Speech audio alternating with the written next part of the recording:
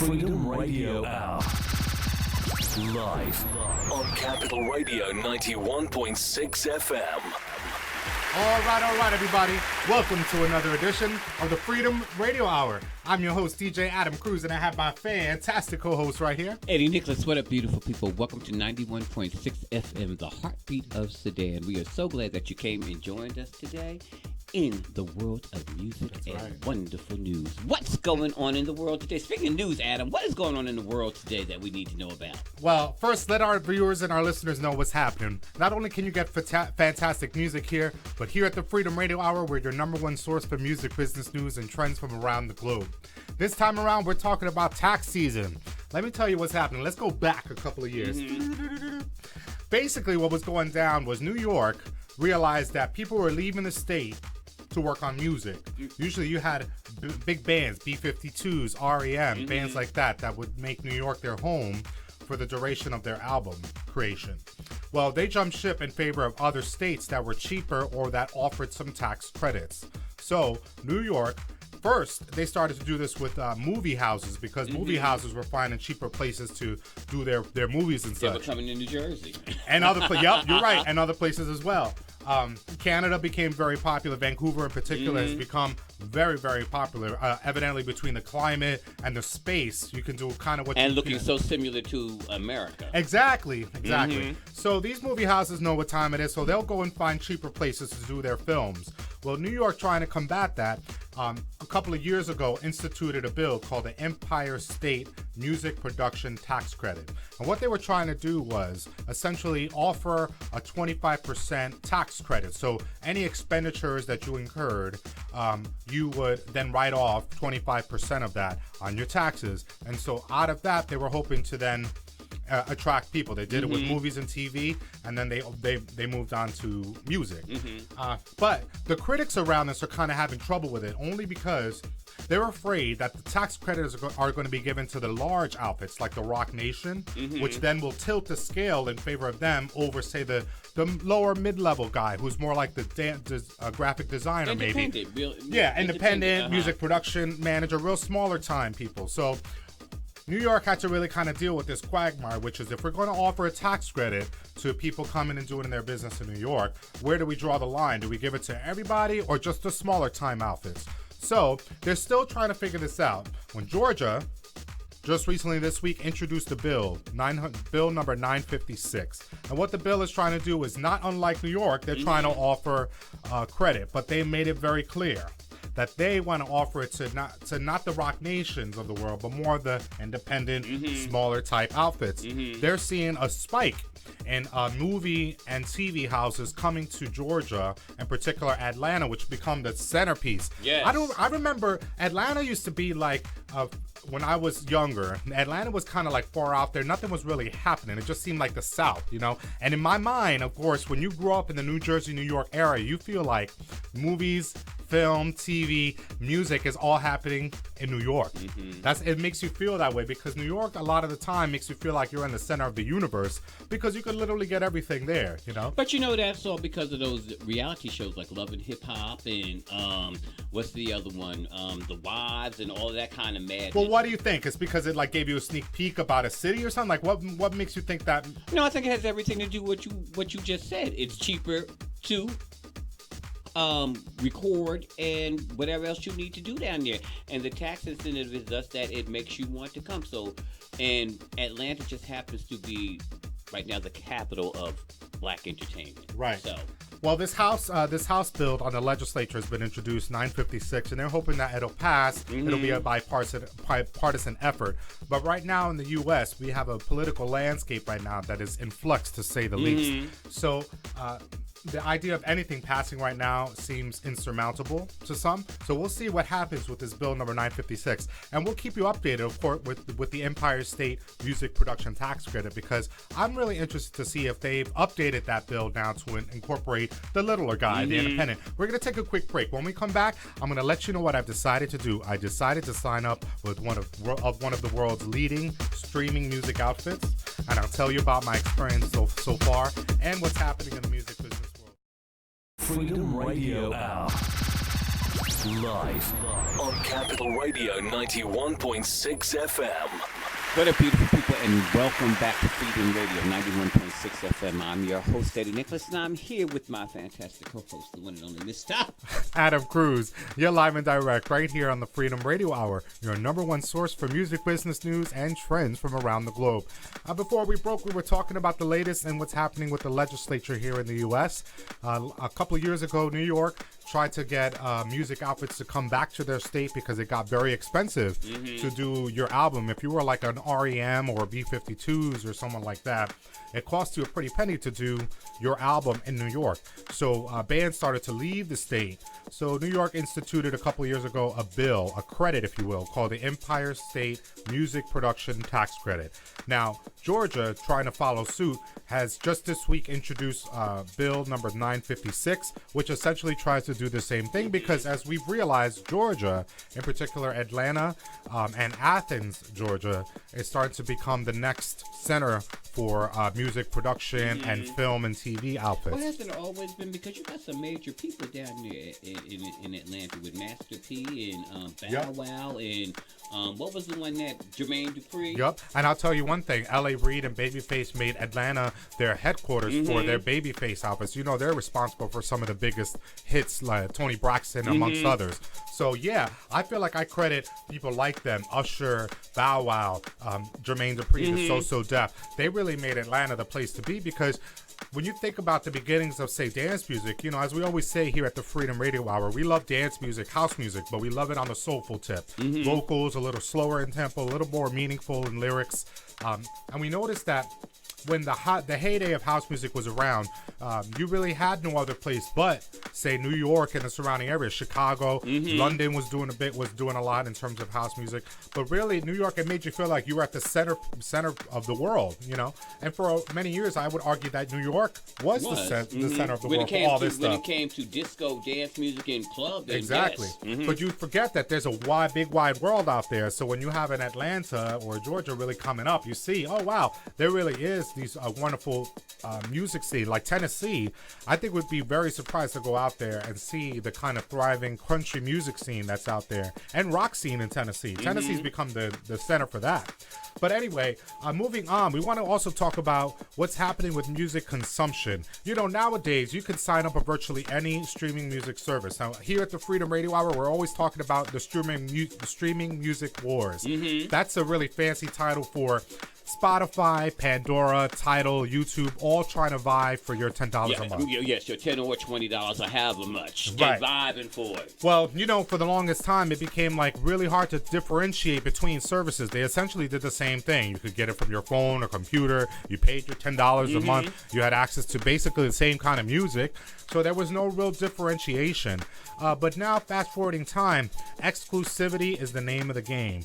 So TIDAL Music, trying to become this sort of high definition streaming outfit, has touted that they have exclusivity with the likes of Kanye West, Rihanna's Anti album, and Beyonce's Formation, and all of that what's coming up. Now the idea is that you sign up with TIDAL and you can only get that music at TIDAL. You can't get it anywhere else. And they say that using that kind of business model, it helps attract subscribers because the fans of these kinds of artists will sign up with a service if the artist's music is available only through that service. Now, we talked about how sketchy that whole security system, because Eddie just informed me before we started recording today that Rihanna's Anti album, what happened with that? It was leaked. Where does it get leaked to? The public. Well, let me tell you something. That's funny you say that because Kanye West, he has an album right now called The Life of Pablo. It just came out and it's available only through the TIDAL service. So shout out to Kanye West on his new album. However, his Yeezus album that came out a while ago, that was put up in those illegal sites by the tune of 500,000 downloads.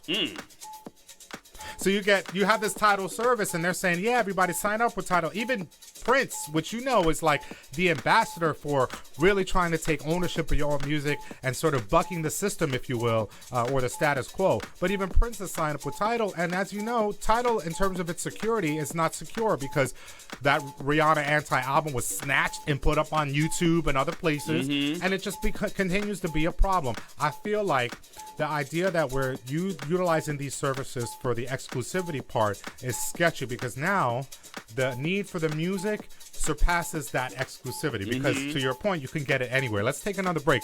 But I signed up for TIDAL service, and I'm going to explain what my experience has been like so far. When we come right back, where? 91.6 FM, the Heartbeat of Sudan. Come right back with us. Freedom Radio Hour. And we're back right here live on Capital Radio, 91.6 FM, the Heartbeat of Sudan. You're deep in the zone right now at the Freedom Radio Hour. We're your number one source for music business news and trends from around the globe. We were talking about TIDAL and how they claim to be exclusive. You can only get Kanye West, you can only get Rihanna, Beyonce, other artists, T.I.'s new album. You can only get it through the TIDAL service. Other services are doing the same thing. Apple Music, for example. You can't get Taylor Swift's albums anywhere else now but at the TIDAL service. Now, we have to go back a little bit.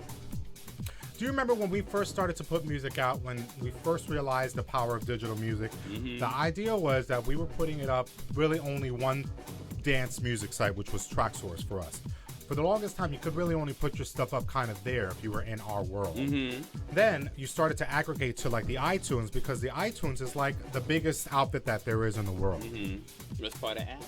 But now, as the years went on, it became popular for labels to say, hey, if you sign with us, we'll put your stuff on TrackSource, iTunes, Amazon, RDO, and the list goes on, right? And the argument was, sign with us because we can get you the reach that you would not be able to get on your own or just through the TrackSource service. Because TrackSource, by and large, is considered niche, a niche market. So if you wanted to get to the wider world, like an iTunes or an Amazon, labels used to boast that they had this ability to aggregate out to these bigger sites, okay? So we used to sign up and, okay, yeah, I want my music out beyond, say, a TrackSource. I want not just one site, all of the sites, because you figure if the more the music was available, the better it was for you.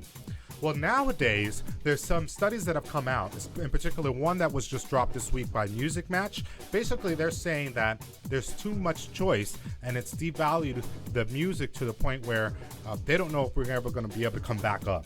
No, I don't think we're ever going to be able to come back in. I don't think it's a matter of choice. It's a matter of they made it free and accessible and cheap. Well, let me tell you something. On the strength of that, I thought I put my money where my mouth was, and I decided to sign up for the TIDAL service. Now, they had a free trial, so I took advantage of that initially, and I noticed right away that you could access the product from the computer, from your phone, and most anywhere, iPads and such. It was very easy. It worked anytime I launched it, whether I was at my house or away, and it was great. I'm telling you, not every song, right? But a lot of the songs that I looked up were all available. Not just the song, but the original album too. And I started to go deeper and deeper into this rabbit hole as I prepared dinner, for example, or getting my kids bathed into bed. I'm a parent of 3 little ones, so I'm always busy with my kids. So I love the TIDAL service, and it's like, I was like, I love Delight, for example. Let me look up Delight's old albums, and they were all there. I looked up Grace Jones, all of her albums were listed there back to back. I looked up my brother Eddie Nicholas, all of his product there, my product, my sister. So I really enjoyed having easy access to all of the material without having to say access a CD in a closet or vinyl somewhere in a shelf. It was all right there, and I really, really love that part of it. But the other part of it, I started to feel a few things. The first thing, I felt guilty. Why would you feel good? Because you was paying cheap prices. Well, because I knew that the artists only make but a fraction of a penny per stream. And I was playing them products over and over.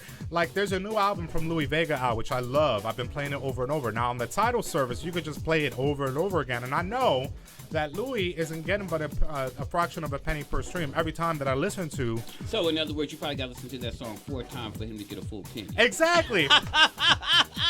And that's not you. And you're being generous right there because it's going to take more than that. But you know, I really thought about it heavily. I love that. I love how it was easy to access. It worked every time. And I love the sound. And it worked for my life. You know, I was moving around and I still had access to music at my fingertips. The guilty part, I definitely admit I felt that to a certain degree. And then the other thing too was I felt like I didn't own anything. Like you could access it anytime you want, but you don't really own anything. It's like, for example, if you lose power or if you lose internet access, you can't access the material. So if that site ever goes down, you can't access that site. Thank you. And then I'm thinking, wow, I started to create playlists because I really got into it. I figured I'm going to report back my true findings. I love how easy it is to create a playlist. But can you do that with Pandora too? You can do them with all of them. All of them, yeah. But I must admit that I'm not a streaming music subscriber, and this was my first time really, because YouTube, I don't pay.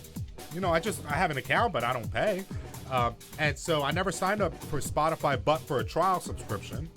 So I never really took full advantage of it until now. And I get why people love it, because if you're not making the music, like Eddie and I are very sensitive. We make the music and we feel very a particular way about how much we're compensated, rightfully so. But on the other side, if you're the consumer of these products, it's so easy to get anything you want, basically. You don't have to really worry too much.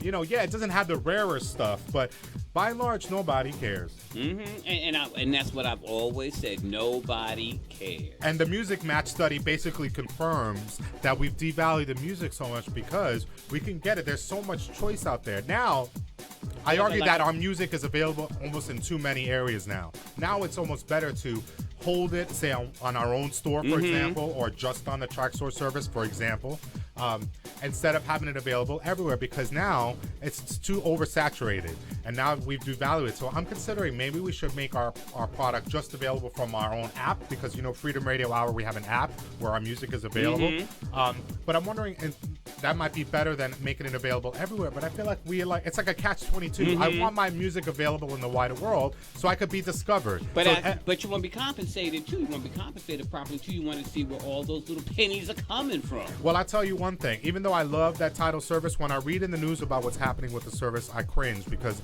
their CFO and their CEO just jumped ship and quit. And locked away with millions of dollars. Don't think that they quit and didn't walk away with nothing. Well, I'm here to tell you. I feel like now that they've quit, it's like a sign that maybe the end is near with the They made services their like money. TIDAL and others. Because it's not just TIDAL. Many of them out there are off the backs of the music making these conglomerates, and they're not, if they got to pay out more, they're not going to be able to compete after a while. I wonder what's going to happen. We're going to keep you posted on the latest regarding all of these streaming music services and what's happening in music consumption. Here at the Freedom Radio Hour, we're your #1 source for music business news and trends from around the globe. That's all the time we have for today. Thank you so much for listening. Yeah, thank you for joining us. Exactly. I'm DJ Adam Cruz, my fantastic co-host here. Eddie Nicholas. All right, and we're on Capital Radio 91.6 FM and on the web at dwopmusicradio.com. And of course, check out freedomradiohour.com. Look at all the articles that we're posting. If you're an artist, if you're a DJ, a songwriter, just a music enthusiast, freedomradiohour.com is your source. You want to know everything that's going on in the music business news, it's right there. And Check us out. Exactly. And like I mentioned, we have a brand new app. It's for free. It's available for Android and iPhone users. So search us out on Google Play and the App Store and download it. You can get access to all of these episodes and all of those articles like I'm telling you. And of course, check out EddieNicholas.com, DJAdamCruz.com for more of this fantastic music. Thank you for listening, y'all. See you guys next time. Peace.